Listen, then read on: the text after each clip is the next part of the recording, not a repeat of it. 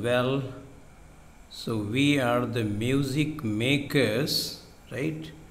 By Arthur William S. O'Shaughnessy is the poem.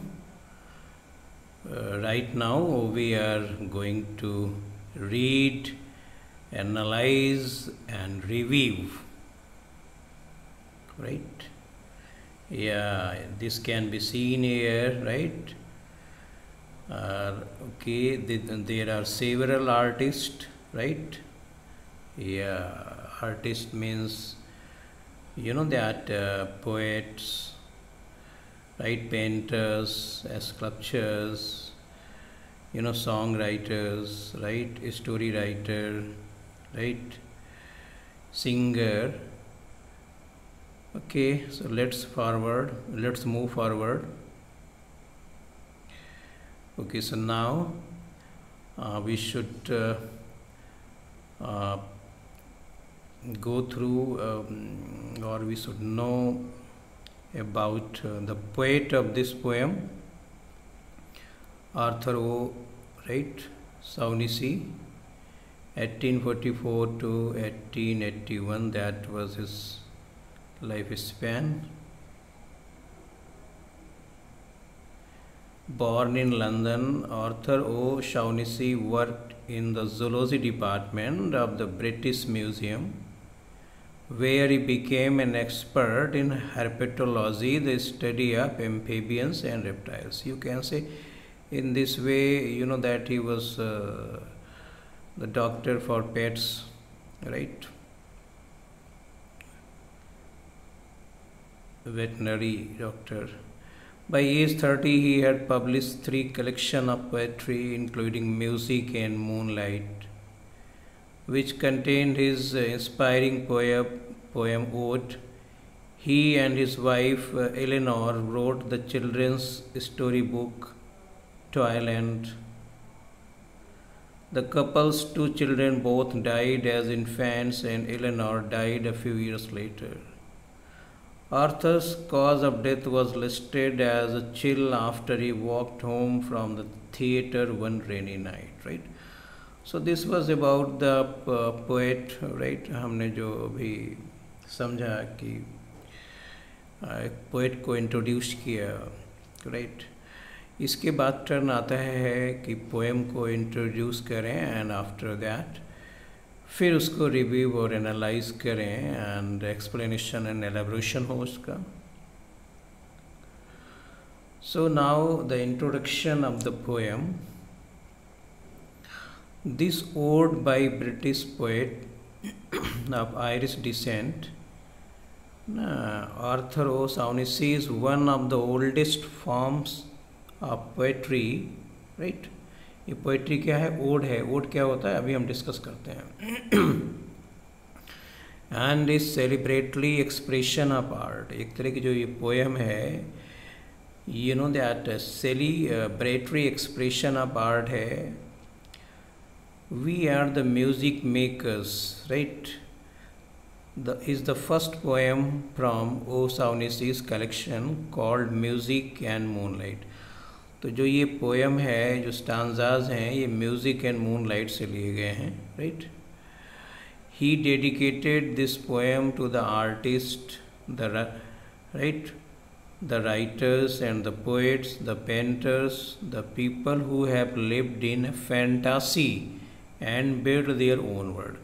तो यहाँ पे क्या है, पोएट ने ये जो पोएम है डेडिकेट ऐसे लोगों के लिए की है, राइट, जो अपनी फैंटासी में रहते हैं, राइट, एंड अपना एक जो है अपनी एक दुनिया बनाते हैं outside the confined monotony of the real world.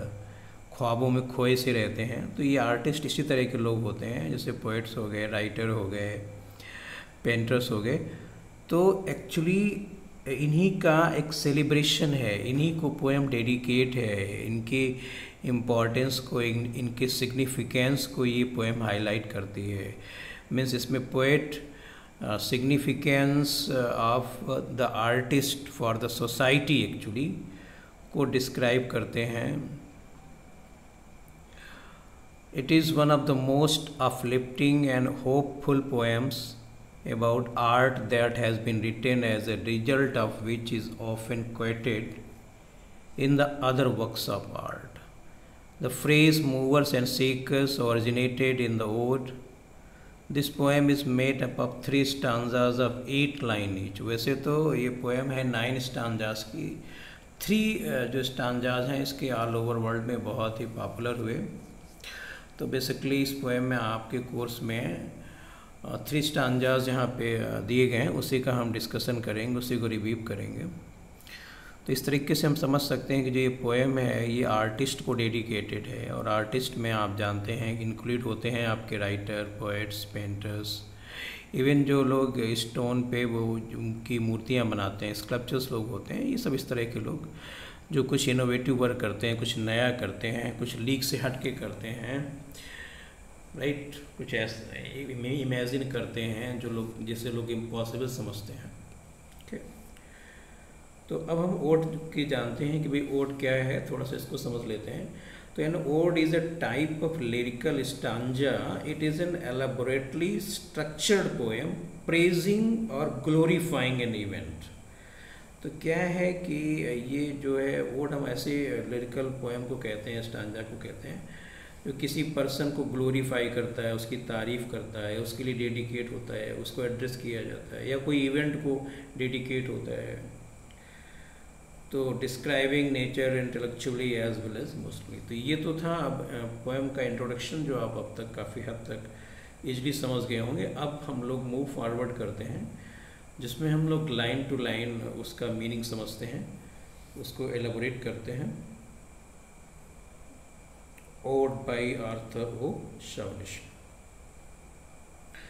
We are the music makers and we are the dreamers of dreams. So these 2 lines are from the first stanza, right? तो ये कहा जा सकता है कि जो पोएट हैं पोएम को बिगिन करते हैं, इस पोएम को we are the music makers को by addressing all the artist.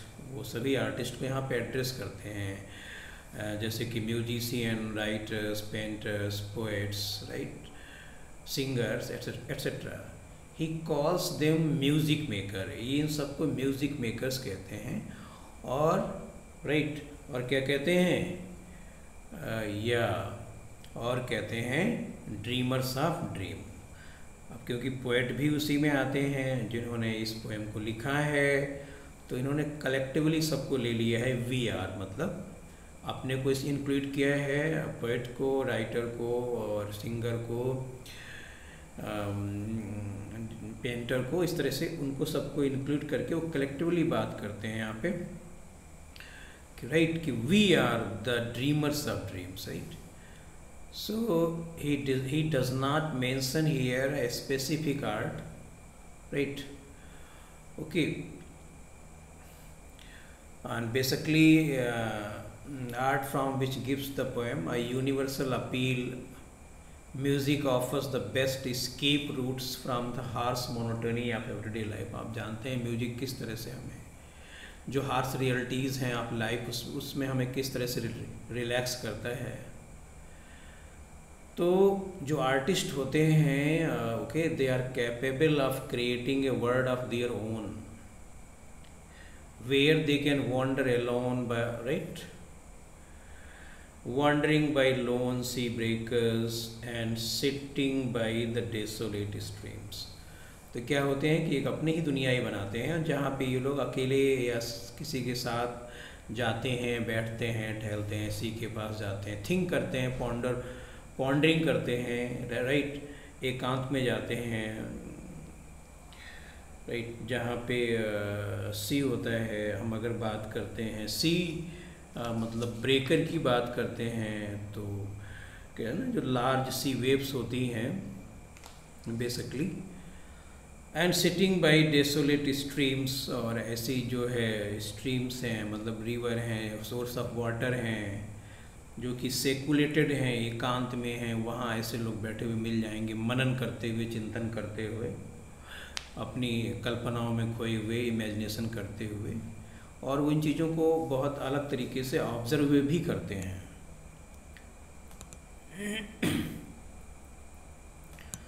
तो ये कहा जा सकता है कि there is a sense of despondence in every artist which serves to feed the fire in them and save their creativity into artist work. Okay, word losers and word forsakers उनके लिए ये लोग यूज़ करते हैं। इसके पहले हम बात करते हैं कि जो पोएट हैं वो जो है इनकी जो हार्ड लाइफ है आर्टिस्ट की उसके बारे में भी बात करते हैं, उनको हाईलाइट करते हैं, क्योंकि ऐसे जो आर्टिस्ट हैं इनको अक्सर कर जो ऑफन हमारी सोसाइटी में इनको लूज़र्स और फॉरसेकर की तरह समझा जाता है। मतलब राइट, हमारी सोसाइटी में लोग मानते हैं कि लोग सन की हैं, एक्सेंट्रिक हैं, राइट, और they suffer from loneliness and you know often there comes a point where all they have their art as they don't pursue worldly pleasure। तो इस तरीके से इन्हें मतलब चूँकि अब ये लोग अपने जो आपकी वर्ल्डली अफेयर्स हैं उनमें इन्वॉल्वमेंट अपना ज़्यादा करते नहीं, तो इस तरीके से इनके पास वर्ल्डली सक्सेस नहीं होती। लेकिन on home the pale moon glimpse, देखिए इस लाइन को स्पेसिफाई करते हैं, on home the pale moon glimpse. देखिए स्पेशली जो पेल मून ग्लिम्स की बात करते हैं तो ये एक्चुअली उनकी फाइनेंशियल इकोनॉमिकल कंडीशन की बात करता है, को इंडिकेट करता है, राइट। और हाँ, और भी लोग ऐसा मानते हैं कि ऐसे लोग, एक और भी है, बहुत सारी स्टोरीज़ में बात होती है कि जिन लोगों पर चांद मून की रोशनी अधिक पड़ी है, ऐसे लोग बहुत ज़्यादा इमेजिनेटिव होते हैं, कुछ एक्सेंट्रिक होते हैं, बहुत से लोग उनको मैड भी समझते हैं, राइट। तो वो एक्शन कम लेते हैं और चिंतन और अपना इमेजिनेशन इन सब चीज़ों पर बहुत खोए रहते हैं। तो जो यहाँ पे पेल मून ग्लिम्स का मतलब यही है कि उसी से एक वर्ड बना हुआ है लूनेटिक, है ना, इंग्लिश में आप देखेंगे, जिससे लूनेटिक का मतलब होता है मैड, पागल। तो ऐसा है, कुछ पुरानी मिथ में है, पौराणिक कथाओं वगैरह में है कि चांद की ज़्यादा रोशनी पड़ गई तो फिर ऐसे लोग जो है मैड हो जाते हैं, ऐसा कुछ है। तो खैर इसमें हम यहाँ बात करते हैं स्पेशली जो ये आर्टिस्ट हैं वो वर्ल्डली सक्सेस के मामले में बहुत पीछे होते हैं और एक उनकी लाइफ हार्ड होती है और इकोनॉमिकली आप कंडीशन आप कह सकते हैं कि ठीक नहीं होती। तो ये कह सकते हैं कि the pale moon is a symbol of the minimal income of the artist in our society. This also draws our attention to the poor artist who look for a good fortune और patrons to help them sell their art. At we are the movers and shaker. देखिए इन सब के होने के बावजूद भी जो पोएट कहते हैं कि these artist are the movers and shakers.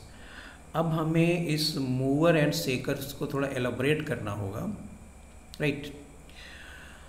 तो ये एक तरह का एक फ्रेज हो गया है ना, this is exactly where the phrase movers and shaker originated. Artist are actually, जो आर्टिस्ट होते हैं बाय नेचर रेबेलियस होते हैं। रेबेलियस का मतलब क्या होता है कि जो करंट ट्रेंड चल रहा होता है, जो मान्यताएं चल रही होती हैं वो उसके अगेंस्ट जाते हैं, क्योंकि वो कुछ सोचते हैं, नया सोचते हैं। जो सब कुछ पहले से ही चला आ रहा होता है वो उसको उसी तरीके से एक्सेप्ट नहीं करते हैं, right. So they are capable of inspiring and stirring powerful emotions in the minds of the people, ना। Through their art they can bring a change of the world. आप देखिए, आप जो हम मीडिया की बात करते हैं इसमें जर्नलिस्ट होते हैं, उसमें आप देखेंगे कि ये सब राइटर्स होते हैं, राइट। और ये पोएम हैं, बहुत से ऐसे पोएम हैं जिन्होंने बड़े बड़े साम्राज्य को मतलब आप कह सकते हैं अपरूट कर दिया, उखाड़ के फेंक दिया, और बड़े बड़े साम्राज्य बन गए इनके थ्रू। क्योंकि एक्चुअली ये जो आर्टिस्ट हैं ये रियल सेंस में ओपिनियन मेकर होते हैं, राइट। ये जो कुछ गलत हो रहा होता है तो उसको इंडिकेट करते हैं, फिर इनकी लोग बातें सुनते हैं और लोग भी उसी तरह बात करते हैं, हाँ ये ठीक कह रहे हैं। तो इस तरीके से ये मोल्ड करते हैं। तो कहीं ना कहीं ये हमारे सोसाइटी को बहुत अफेक्ट करते हैं।